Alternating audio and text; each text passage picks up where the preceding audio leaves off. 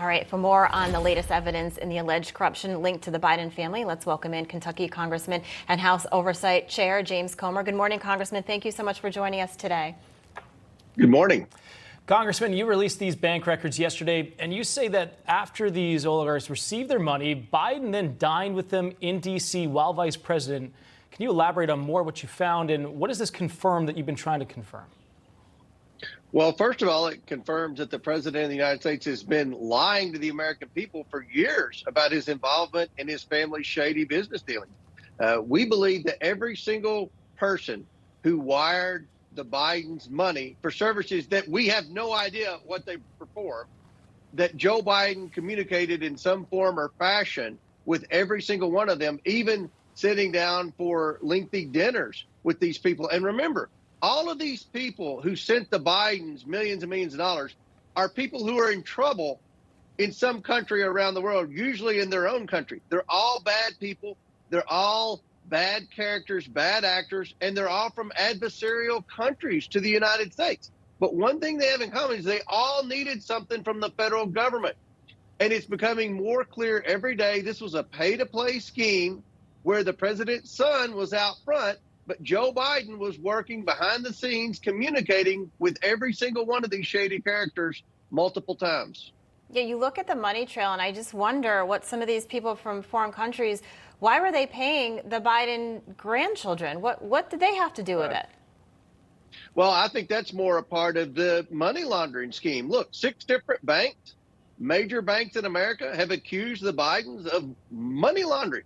That's a serious federal crime. And if you look at the payments that we disclosed yesterday in the third bank memorandum, is that these payments would always go through 1 or 2 shell companies first. Look at the money that went to Hunter Biden for the car. The exact amount was wired from the oligarch to a shell company, and then the shell company purchased the car. They never received the money directly. They always put it through a shell company first. That's called money laundering. And when you set up a bunch of shell companies for the sole purpose of money laundering, that's called racketeering. The number of crimes that this family has committed continues to grow on a weekly basis. But the one thing that's most important to us from our investigative standpoint is that Joe Biden knew darn well who his family was receiving the millions and millions of dollars from. He was an active participant. They use the term all the time in their emails and in their communications with other people called plausible deniability, meaning that we can show Joe Biden was there. You know, Joe Biden's the brand. He's going to communicate with these people, and we're going to tell him what to do. But at the end of the day, he's going to act like, well, when we talked, we only talked about the weather or some other stupid thing that I don't think any American is buying. Joe Biden was involved in this, and we've proven that more and more each week. So you've got Devin Archer. He gives his testimony. He says that they're selling the Biden brand. Now you have more bank records. It seems like the evidence is mounting, but yet the Democrats still at this point, they are discrediting this information. They say there's nothing connecting President Biden to this. What's your response to that? How do you go forward and try to convince? Do you need to convince these Democrats, or are you going to push forward regardless of this? We're going to continue to push forward. The Democrats have proven time and time again they are going to continue to defend the indefensible. This is about public corruption. This is about a pay-to-play scheme involving the president of the United States with some of our most adversarial countries around the world. And I think we've seen evidence where Joe Biden bragged about firing the prosecutor in Ukraine.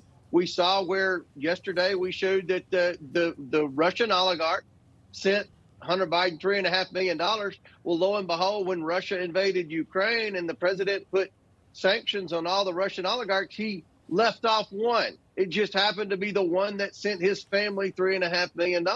You've got evidence from the banks that showed the Bidens were laundering money. Then we had testimony from the IRS whistleblowers that showed they never paid a penny of taxes on it. I don't know what's worse, the fact that they were selling access to our government, to our enemies around the world for over $20 million, or the fact that they never paid a penny of taxes, according to the IRS whistleblowers, on the $20 million that they received from our adversaries around the world. That should be a slap in the face to every hardworking American who's struggling to get up every day, take their kids to school, and work hard and pay their taxes.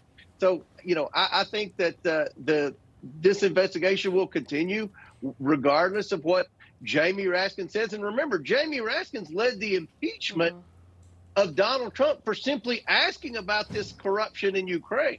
They impeached Donald Trump for asking about this corruption that we're proving more and more every day was actually true. So Jamie Raskins has a huge conflict of interest in this. And the fact that the media gets his opinion of our bank memorandum is shocking to me.